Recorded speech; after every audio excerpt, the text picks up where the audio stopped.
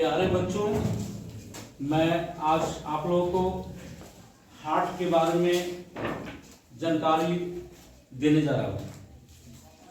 Heart हमारे शरीर के अंदर का अंग है। अब बहुत ही एक अभिन्न और इम्पोर्टेंट एक अंग है। इसलिए माना जाता है कि अगर हार्ट का गति बंद हो जाए तो वह हार्ट का मृत्यु हो जाएगा। इसलिए हार्ट को सेफ रखना हमारा दायित्व बनता है। और हार्ट है क्या? हार्ट हमारे शरीर में फेफड़ा के पीछे दोनों फेफड़ा के बीच में पीछे एक मुट्ठी आकार का अंग होता है, वही फेफड़ा है, जिसका वजन पुरुषों में 300 ग्राम तक होता है। कितना? 300 ग्राम। और महिलाओं में 280 से लेकर 230 से 280 ग्राम तक होता है महिलाओं में। यानी कि पुरुष का जो हार्ट का वजन होता है वो ज्यादा होता है, और महिलाओं का हार्ट का जो वजन होता है वो कम होता है। सुनिए ना, तो महिला में 230 से 280 ग्राम, और पुरुषों में 300 ग्राम। हार्ट को ऊपर में एक कवच होता है, और वही कवच उसको सेपरेट करके रखता है। बाहरी तत्वों से अगर चोट वहां लग जाए तो वो जो है इस तरीके से अड़ा देता है, उसको अंदर आने नहीं देता है। अगर वो कवच कमजोर हो जाए तो फिर सीधे प्रभावित होगा, चोट वगैरह पड़ी। इसलिए बाहर एक आवरण होता है और बहुत कठोर आवरण होता है, जिसको बोलते हैं पेरिकार्डियम बोलते हैं। पेरिकार्डियम। और हार्ट के ऊपर भी या नीचे तक 3 लेयर होते हैं। 3 होते हैं। और आवरण लेयर कितने होते हैं? 3। और आवरण को क्या कहा जाता है? पैराकार्डियम कहा जाता है। बहुत अच्छी बात है। पैराकार्डियम ही हार्ट को ऊपर से एकदम ढक के रखता है, ताकि इस पर अंदर कोई चोट न प्रभावित करे। ठीक ना? इसके बाद हम लोग जानेंगे कि इस हार्ट को कितने भागों में इसको बांटा गया है। 4 भागों में बांटा गया है। सुनिए, इसको 4 भागों में बांटा गया है। समझे? इसमें है एक भाग आपको लेकर के है यहां से लेकर के यहां तक। ये जो यहां जो नली दिख रहा है ना, इसके ऊपर तक एक भाग हो गया और एक भाग नीचे हो गया। इसको बोलते हैं हम लोग बोलते हैं बायालिन बोलते हैं। बायालिन इसको बोलते हैं। और इसके नीचे वाले पार्ट हो गया बायानिल। 2 भाग इधर हो गया, बायालिन और बायानिल हो गया। उसी प्रकार दहना तरफ भी यहां से एक पार्ट ऊपर हो गया और एक पार्ट नीचे। दायालिन ऊपर वाले और दायानिल नीचे वाले। तो आप लोग कितने पार्ट जान गए? 4 भागों में। तो अलीन कितने होते हैं? 4। अलीन 2 होते हैं, एक बायां अलीन, एक नीले के होते हैं 2। बायां नील, एक होते हैं। अंगों के बारे में जानकारी दी। अब इन अंगों का कार्य क्या है, किस प्रकार से हमारे शरीर में ये हार्ट काम करता है। अब वो देखना है कि हमारे शरीर में हार्ट कैसे काम करता है। तो यहां देखिए,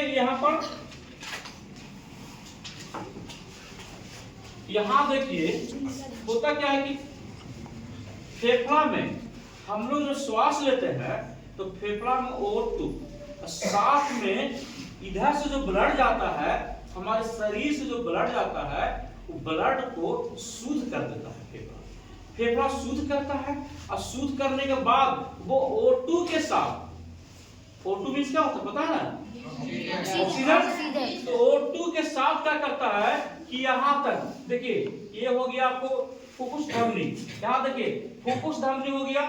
इस धमनी, इस नली के सहारे, इस फुफ्फुस धमनी और इस नली के सहारे फेफड़ा से निकलते हुए इस नली के सहारे रक्त O2 के साथ, O2 के साथ ये चला जाता है, आपको बाया लिंग आता है, इसमें आता है, इसमें आता है। ये देखो ये पार्ट यहाँ से यहाँ तक हुआ, एक पार्ट हो गया, यहाँ से यहाँ तक एक पार्ट हो गया। यहाँ भी दिखाई दे रहा है आपको, ये जो कलर है ऊपर वाले भाग है, यहाँ जो नली लगी हुई है पतली, यहाँ से ऊपर तक एक पार्ट हो गया और इसके नीचे जो हो गया दूसरे पार्ट हो गया, जिसको बोलते हैं हम लोग बाया नीले बोलते हैं, समझे ना। तो इसमें खून आता है, इसमें खून आता है, ये खून यहाँ पर लौकर है, लौकर ये क्या करता है, जैसे ही इसमें खून आता है ये लौकर का मुंह हल्का फैल होता है, फैल होने के बाद ये खून इसमें चला जाता है, बाया नील में आता है खून, समझे ना। ये बाया नील में खून आता है, किससे, बाया नील में किसने खून डाला, इसमें बायालीन में, बायालीन में किस अंग से खून गया, फुफ्फुस धमनी, फुफ्फुस धमनी से बायालीन में खून गया। अब बायालीन से यहाँ से एक बायानील में खून चला गया। अब ये क्या करता है, यहाँ से ये क्या करता है कि यहाँ से बहुत जोर से ताकत लगाता है, नीचे से ऊपर को पूरा कष्ट ताकत लगाता है, और जब ताकत लगाता है तो क्या होता है, यहाँ का जो बल्ब है ना, ये बल्ब आपस में दोनों सट जाते हैं, आपस में दोनों सट जाते हैं, और जब सही सटता है तो ये ब्लड यहाँ से इसमें नहीं जा करके यहाँ से एक नली होती है, ये महाधमनी का, ये नली आकर के आपको इस अंग में मिला हुआ रहता है। ये धमनी, महाधमनी दिख रहा है यहाँ पर, महाधमनी का ये जो नली है, ये नली इस अंग में आकर मिला हुआ रहता है। जब ये पुश करता है तो इसका ये नली बंद और महाधमनी का नली खुल जाता है, और इसके सहारे महाधमनी में अब महाधमनी से निकलकर हमारे शरीर के भिन्न भिन्न धमनियों के माध्यम से शरीर के भिन्न भिन्न अंगों तक पहुंच जाता है, O2 के साथ पहुंच जाता है, अब पूरे शरीर में पहुंचता है, और वहां से धमनी से फिर एक जुड़ जाता है बीच में, जिसको बोलते हैं सीरा। जिसको क्या बोलते हैं, सीरा। क्या बोलते हैं, सीरा बोलते हैं। अब वो सीरा जो है ना, वो इस प्रकार से रहता है सीरा, ऐसे धमनी आया, ये धमनी, ये धमनी है और ये सीरा है, ये दोनों को मिलाने वाले जो पार्ट होते हैं, वो कौन सा पार्ट होते हैं पता है, कोशिकाएं बोलते हैं, इसको बोलते हैं कोशिकाएं बोलते हैं, कोशिकाएं बोलते हैं, इसको कोशिकाएं बोलते हैं। इसको याद रखिएगा कि जिस जगह पर या जिस अंग से धमनी और सीरा आकर दोनों मिलता है, उसको कौन सा बोलते हैं, ये हो गया आपको धमनी, धमनी हो गया, ये हो गया सीरा। ये दोनों, ये यहाँ आके मिलता है और यहाँ से ये जाता है, तो एक कोशिकाएं, जहाँ कोशिकाएं होती है वो दोनों को मिलाने का काम करता है। याद रखेंगे आप सभी बच्चे लोग, कहां से धमनी अलग होता है और कहां से सीरा अलग होता है। तो कोशिका एक ऐसी भाग होती है कि कोशिका के एक तरफ जो है धमनी कहलाती है और कोशिका के दूसरी तरफ सीरा कहलाती है। और सीरा क्या करता है, सीरा अपने साथ में ब्लड को लेते हुए वो चला जाता है आपको महासीरा में। सीरा, वो महासीरा माने बहुत बड़े नली वाले में, उसमें चला जाता है महासीरा। ये जाता है ना तो क्या चीज लेके जाता है पता है तुम लोगों को, ये लेके जाता है आपको CO2। कार्बन डाइऑक्साइड गैस के साथ में रक्त जाता है। यहां जाता है महाशिरा, ये मोटे वाली नली है, इसमें जाकर प्रवेश करता है और ये क्या करता है शिरा, यहाँ से ये नली, ये जो है आपको महाशिरा, इससे ब्लड होते हुए इसमें जाता है। देखिए इस रंग को क्या नाम है, देखिए इस रंग को नाम है डायलिन। एक था बायलिन, एक डायलिन। डायलिन का काम है कि ऊपर से महाशिरा आया के माध्यम से खून उसको अपने अंदर खींच लिया, अपने अंदर खींच लिया। अब खींचने के बाद जब वो यहाँ पर भी बल्ब है, यहाँ पर बल्ब है, इसमें ब्लड आ गया।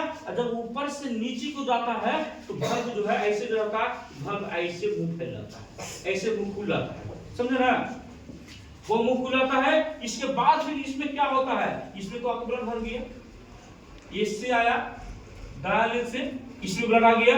अब ये क्या करता है, यहाँ वाला भाग यहां से आया, यहां पर ब्लड आ गया, इससे इसमें आया, ब्लड भर गया। ये क्या करता है, इसके सहारे, यहां से सहारे नीचे गिर जाता है, ब्लड इसमें आता है, इसमें ब्लड आता है, इसमें ब्लड आता है। जब इसमें ब्लड आ जाता है, भर जाता है, उसके बाद ये क्या करता है, इसके बाद ये अपने अंग से, इस जगह से फिर उस ब्लड को दूसरे अंग में भेजना चाहता है। तो इसके अंदर यहाँ पर ये जो देख रहे हैं आप लोग, फफूस शिरा है, ये इसके साथ में जुड़ा रहता है, इसके साथ में जुड़ा रहता है। ये जो देख रहे हैं आप नीचे वाला भाग, ये नीचे वाला भाग देख रहे हैं हम लोग, इसी में फफूस जो है, ये जो नली निकला है, ये नली इसके अंदर से होते हुए यहाँ तक पहुंचा रहता है, यहाँ पर।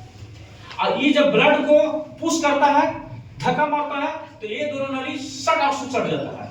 ये दोनों जो है, इसका भल्व जो है गिर जाता है, यहाँ पर भल्व दोनों सट जाते हैं। भल्व सटते हैं तो ये ब्लड ऊपर नहीं जा करके, ये ब्लड यहाँ से होते हुए क्या करता है, ये फफूस शिरा में। अब फफूस शिरा में जाता है तो फफूस शिरा में किस तरह का ब्लड गया पता है आप लोग को, उसमें क्या चीज मिला हुआ था, O2 की CO2? CO2। और ये क्या करता है कि जब CO2 ले करके साथ में ब्लड को ले करके ये फिर से फेफड़ा में पहुंचा देता है, फिर से फेफड़ा में डाल देता है। ये कौन डालता है, फफूस शिरा। याद रखेंगे, पूछेंगे आप लोग से कि किस फेफड़ा से, किस अंग के माध्यम से हार्ट में ब्लड आता है, तो हार्ट में फुफ्फुस धमनी, फुफ्फुस धमनी।